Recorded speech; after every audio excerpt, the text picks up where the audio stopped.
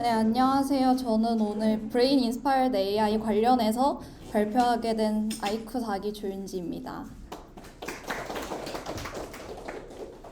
일단 부제를 미시부터 거시까지라고 지어봤는데요. 일단 인간의 미시적인 세포부터 인간의 행동학적인 거시까지 좀 두루두루 얕게 알아보고자 합니다. 일단 첫 번째는 제일 근본적인 모델이죠. MLP. 일단 MLP는 퍼셉트론에서부터 시작이 됐는데요. 퍼셉트론 자체는 이제 인간의 뉴런을 모방해서 만들어졌습니다. 그래서 이제 뉴런을 보면은 덴드라이트, 셀바디, 엑손 이런 식으로 써져 있는데 이제 인풋이 덴드라이트가 될 거고 웨이트가 엑손이 되는 이렇게 뉴런을 모방한 퍼셉트론이 만들어졌습니다. 근데 이제 하나의 단일 퍼셉트론으로는 당연히 복잡한 태스크를 진행을 할 수가 없겠죠.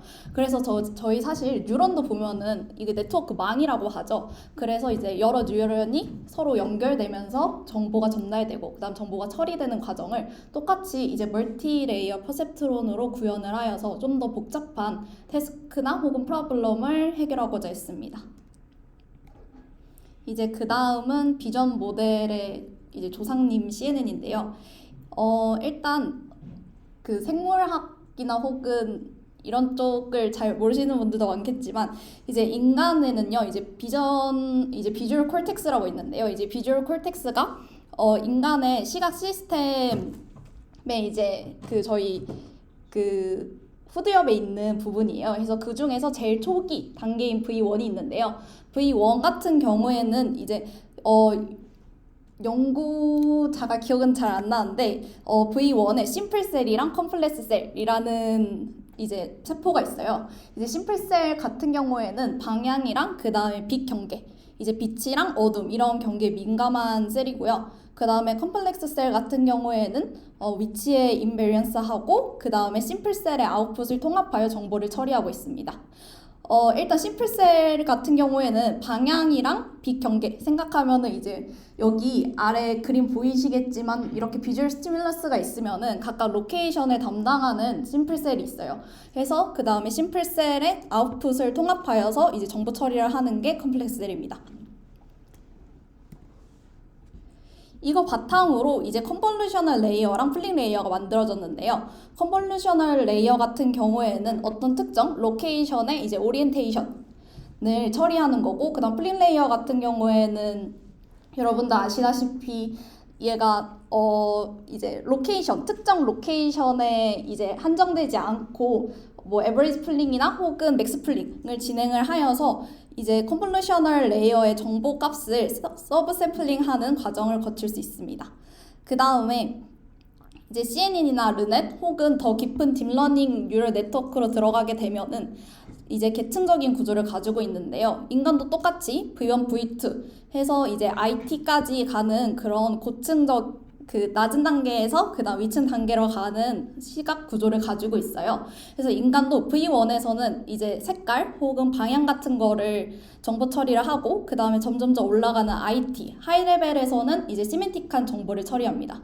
이를 바탕으로 이제 CNN이나 혹은 이제 VGG 같은 다양한 비전 모델이 만들어졌습니다. 그 다음은 SNN인데요. SNN 많이 안 들어보셨을 거예요. 왜냐하면 지금 현재로서는 많이 발전되지 않은 뉴럴 네트워크이기 때문에 스파이크 뉴럴 네트워크라는 모델인데요.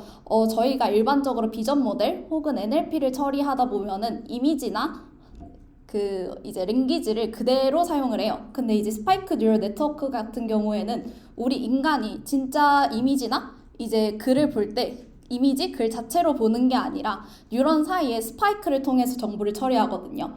그래서 이런 정보 처리를 뉴럴 네트워크로 한번 구현해보면 어떨까라는 것에서 시작이 되었습니다. 그래서 첫 번째로 스파이크라는 개념에 대해서 말씀을 드리고자 합니다. 스파이크라는 거는 이제 threshold 이상의 값에만 반응하는 것인데요. 그림의 왼쪽을 보시면은 프리시냅스랑 그다음 포스트 시냅스가 있는데 프리시냅스에서 포스트 시냅스로 정보가 전달이 돼요. 이때 이제 1, 0이라는 스파이크가 발생이 되는데요. 1일 때는 스파이크가 발화하는 거고 0일 때는 스파이크가 발화되지 않는 것입니다. 그래서 일정 시간 동안 스파이크가 얼마나 발생했냐에 따라서 다음 포스트 시냅스로 정보가 처리가 됩니다.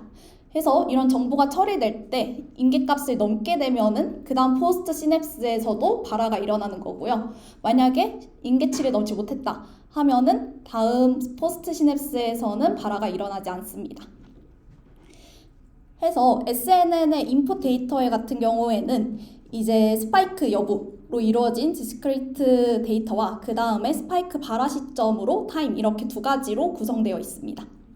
그래서 오른쪽 피규어를 보시면요. 저희 뉴런이 사실 하나에 하나 이런 식으로 연결되어 있는 게 아니라 다 대 다 이런 식으로 연결이 돼 있어요. 그렇기 때문에 이제 프리시냅스로부터 각각의 정보를 받고 그 다음에 포스트 시냅스가 어떻게 발화하는지를 모델링하였습니다. SNN의 학습 방법은 정말 다양한데요. 일단 디스크리트 모델이기 때문에 현재로서는 그레디언트로 계산하기가 어렵습니다. 그렇기 때문에 이제 고안된 방법이 STDP라고 스파이크 타이밍 디펜던트 플라스티시티라는 것인데요. 이거는 이제 학습 심리학에서 헤비한 러닝이라는 것에서 따왔어요. 이전에 프리시냅스가 발화된다면은 그 다음에 포스트 시냅스가 발화됐을 때 이런 연결점으로 인해서 학습이 일어난다는 이론인데요. 그래서 여기서는 총 두 가지 학습이 약화되는 것과 강화되는 것이 있습니다. 여기 그림으로 살펴보자면은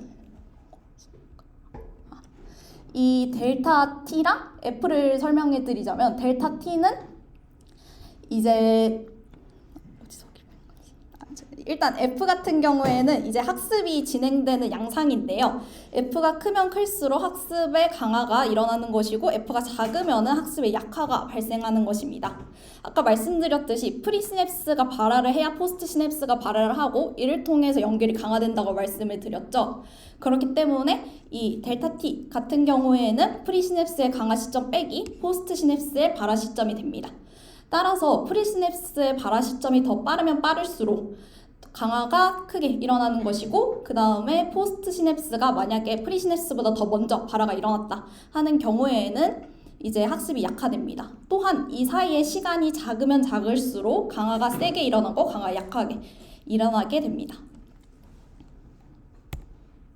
그 다음은 액티베이션 펑션에서 이제 인간을 모방한 사례에 대해서 말씀드리고자 합니다.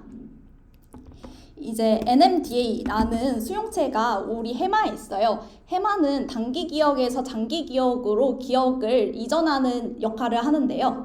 이는 장기 기억에서 이제 학습이 발생을 하는 거고 이러한 수용체를 활용을 해서 한번 기억을 좀 강화시켜 보고 그 다음 이게 학습의 성능 향상에 도움이 되지 않을까라는 아이디어에서 시작이 되었습니다. 일단 NMDA 수용체 같은 경우에는요, 글루탐산과 결합을 했을 때 이제 이온의 출입이 통로가 활성화가 됩니다. 그 다음에 이온 출입 통로가 활성화가 됐을 때 신경의 연결 강도 조절 및 기억 형성에 관여를 하게 됩니다. 일단 이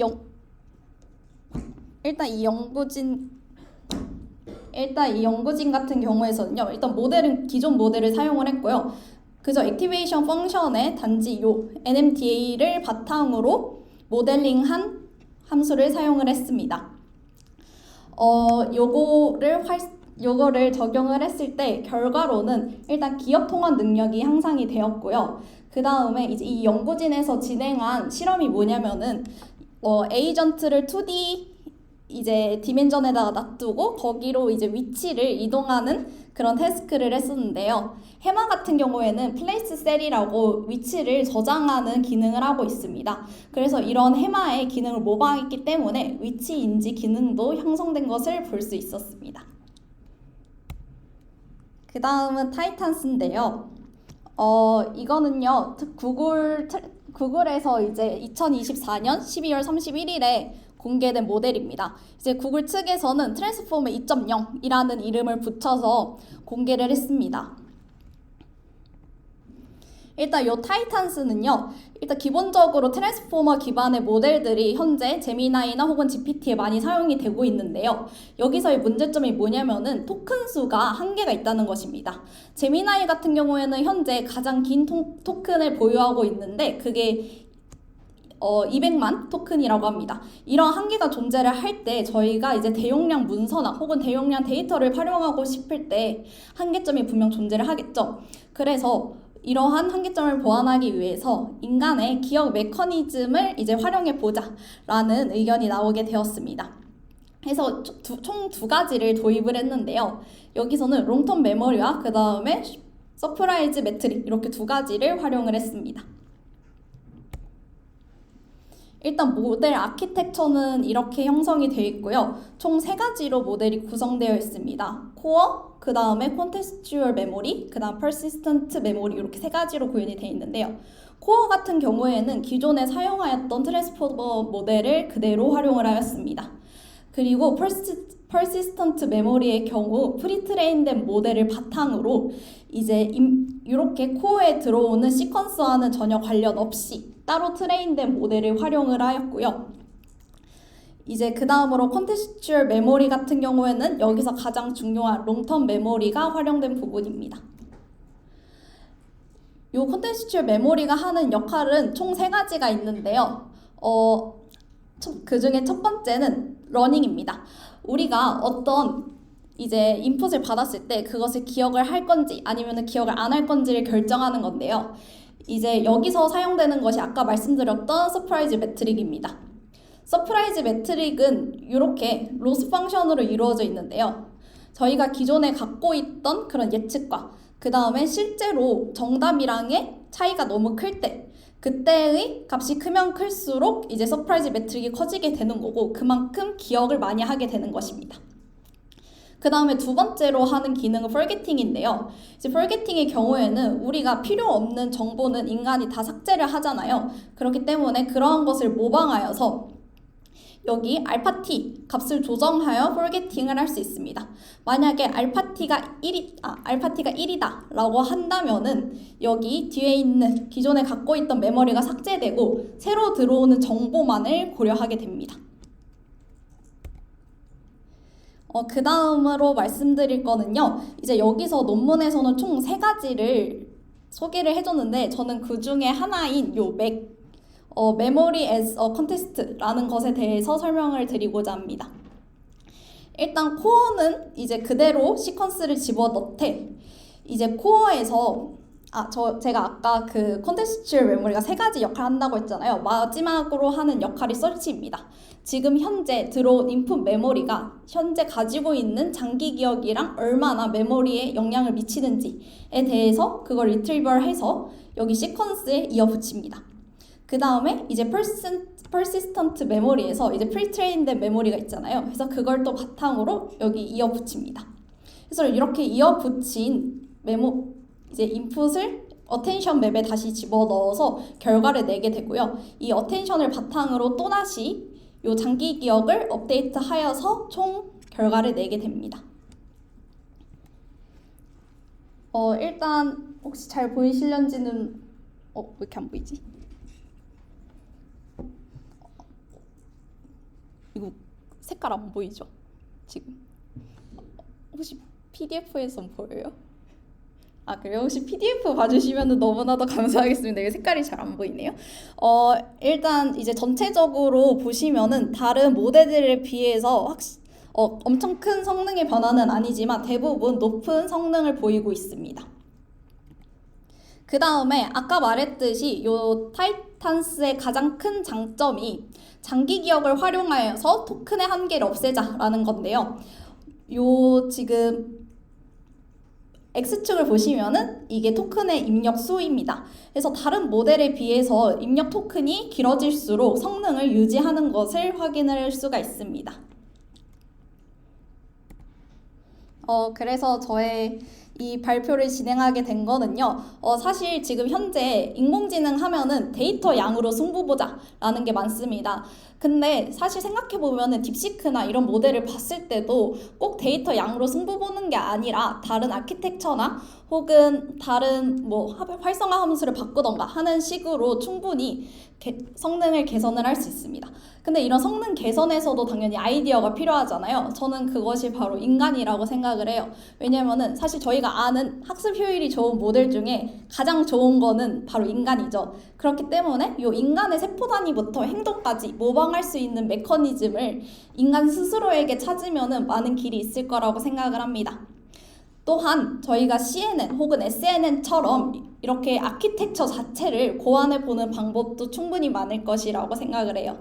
그래서 이제 정보 처리 또 이제 뉴럴 스파이크가 현재로서는 학습 방법이 다양하지는 않지만 이제 최근의 연구에서는 트랜스포머와 같은 현재 유명한 딥러닝 모델을 기반으로 인풋만 이제 텍스처를 SNN으로 바꿔서 앙상블하는 기법도 많이 나오고 있어요. 그래서 저희가 SNN 같은 그런 아키텍처를 사용을 한다면은 뭔가 인간에 더 가까운 AGI로 향하는 방법이 있을 거라고 생각을 합니다. 발표 들어주셔서 감사합니다.